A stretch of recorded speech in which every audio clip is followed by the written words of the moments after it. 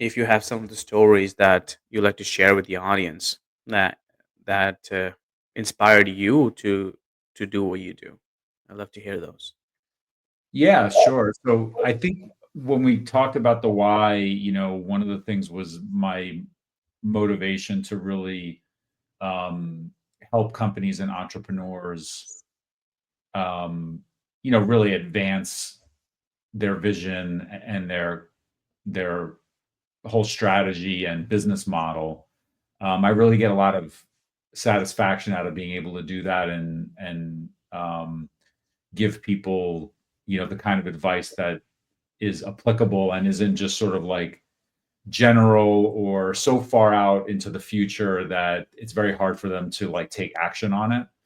And um, for me, one of the key things in my background that really taught me to kind of think that way was really my first job out of college, where I was a strategic marketing consultant, and we were doing these projects for multinationals that were really thinking about either rebranding or taking their brands at the corporate level or at the market level, and trying to figure out how to change them and make them either more innovative, etc. And one of my first bosses, um, you know, taught me very early on that, especially when it comes to these large corporations who are thinking about these big brands, and like an example of a big brand would have been, like a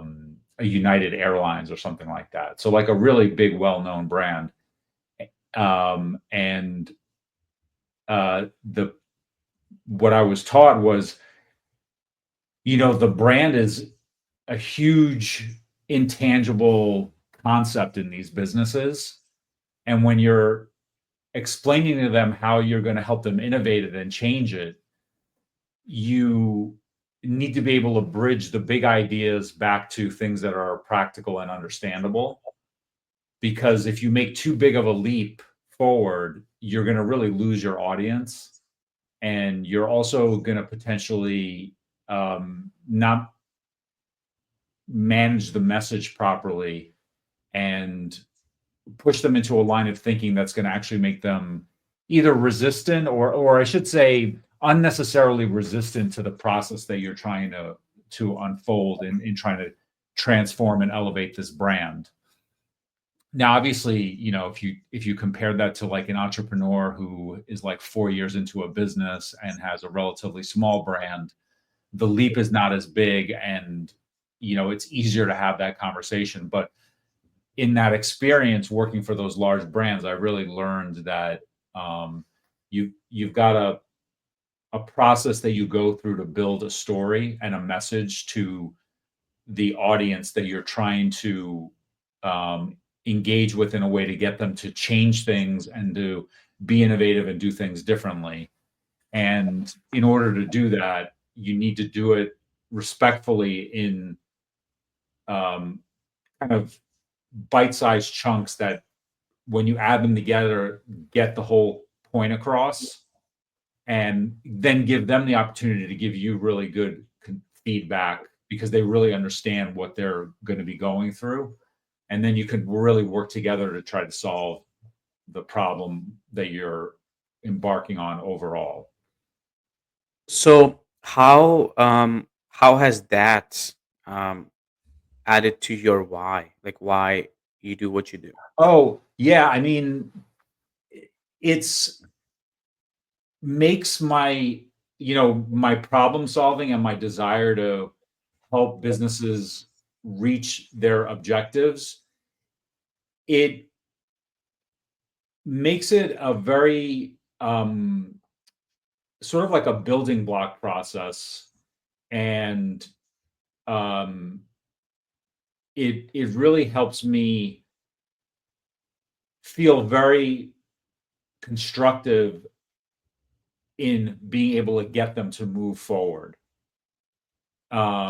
Because I always am I recognize that we're trying to achieve a big idea, but we've got to reel it back into like a really good set of building blocks that they can then grab onto and understand and make the changes. It really helps support my desire to make these businesses more successful because it's these I think about it as like these fundamental building blocks of putting these messages and concepts together that are understandable and then usable.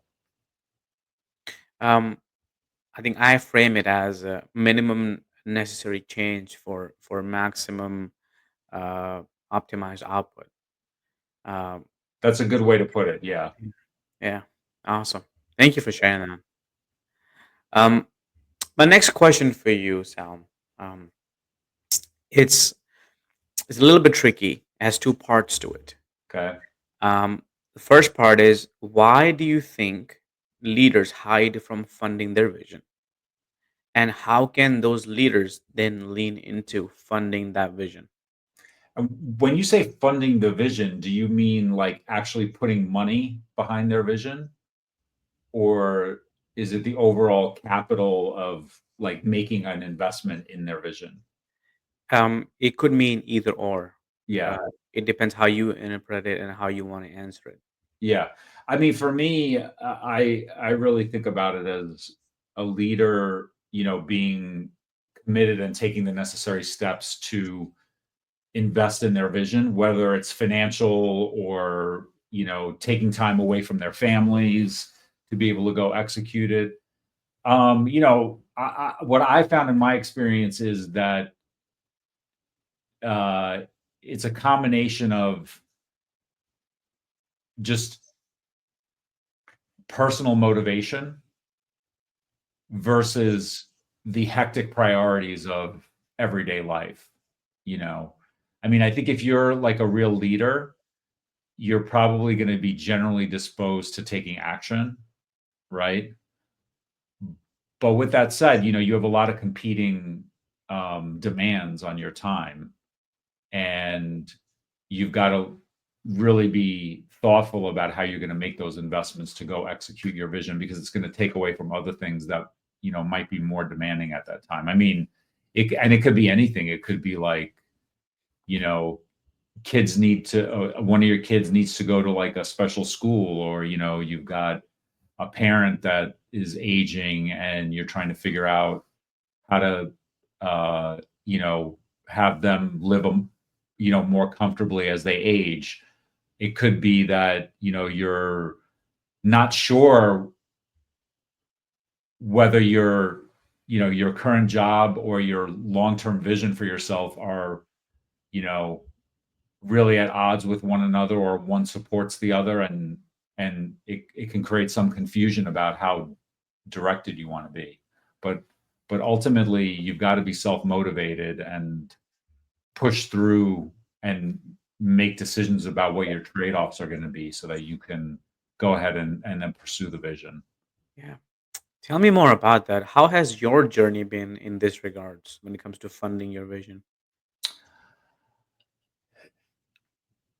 I think all along, um, in my career, I've always been sort of executing on the vision of being innovative, delivering new, fresh ideas that are actionable.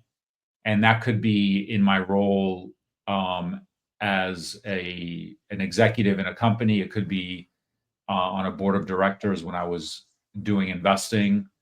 Um, and then when I kind of went off on my own, it just was really a natural extension. And I am generally like a pretty self-motivated person.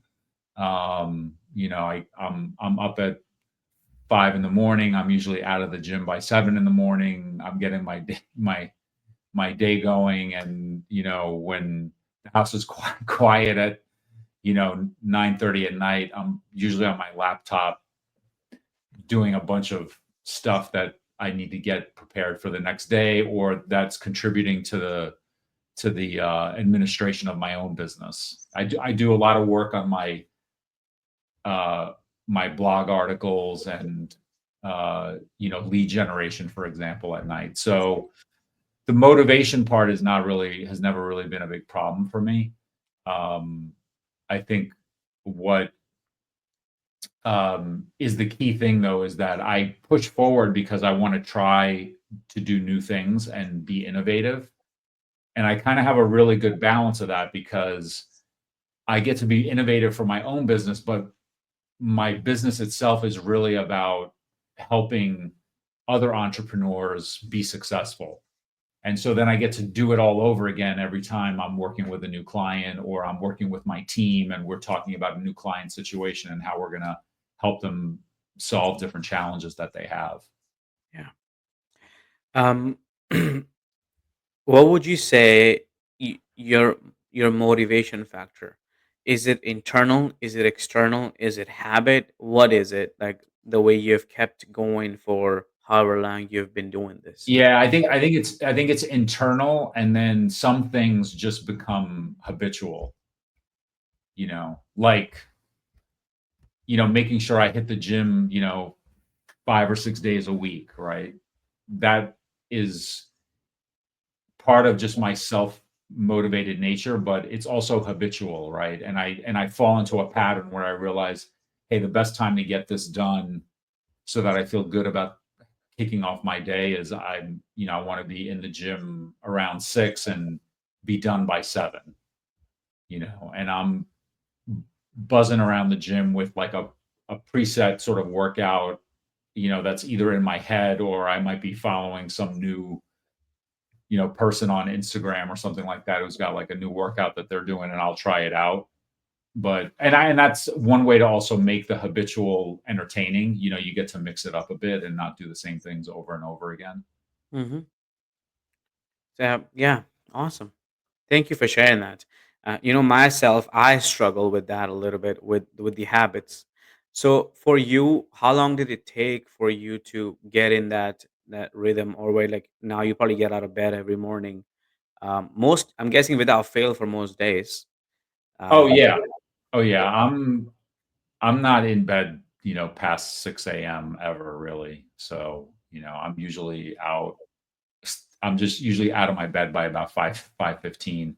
I've gone through phases where I was I did the 4:30 thing, you know, mm, and I was in and out of the gym by like 6:15 in the morning because at different phases of my career that just worked better. I yeah. have to admit, like, there's something about waking up between, 5 and 5:30 that is way better than waking up between 4 and 4:30. I Mm, I I always struggled with that when I did that, and I probably did that for about a year and a half with whatever was happening in my career at that time. It was, like, the best time for me to get that done. Um, but, I think once you get that into a routine, you it sort of becomes like second nature, and then you can kind of build your day from there. so, what are you doing before you go to bed then, to make sure you wake up at 5 a.m. every morning? Oh, I think I don't require as much sleep maybe as other people, but I'm usually like, let's say I had a full day. I'm home. I'm hanging out with my wife from like 5 to 8 p.m. We're like, catching up on the day. We eat dinner together. Kids are out of the house. They're all pretty much grown, so we'll talk about what they're doing, whatever plans we got coming up on the weekend. Um, she's kind of a pretty early to bed person. Hmm. And so then that opens up a couple hours for me to do some work. Usually, as I mentioned earlier, I'll open up my laptop, I'll do some of my own marketing, blog writing, what have you. Um, and then I usually just try to catch a little bit of news on TV, and then Yeah. I'll wind down.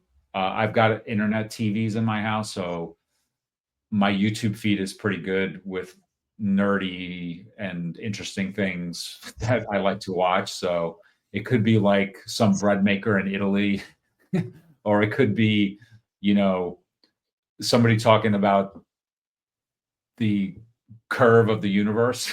Yeah.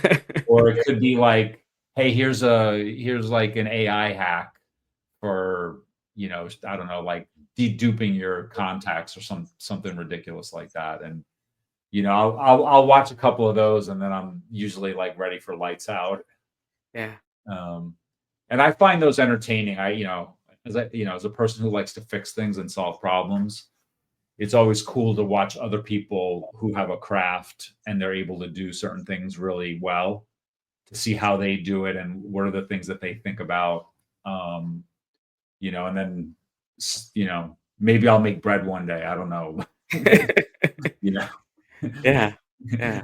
Probably won't, but it's good to have it in my mind that if I decided I wanted to do it one day, I know where I would go to relearn it. Thank you for being here today. I'm really happy that you tuned in to Vision Pros Live. I'm looking forward to seeing your reactions as these episodes continue to move forward. This is going to get more and more fun. We'll have more and more engagement as well. We'll invite people to participate in the show. And thank you for giving us your time and attention. Have an excellent time building out your vision and becoming a Vision Pro yourself.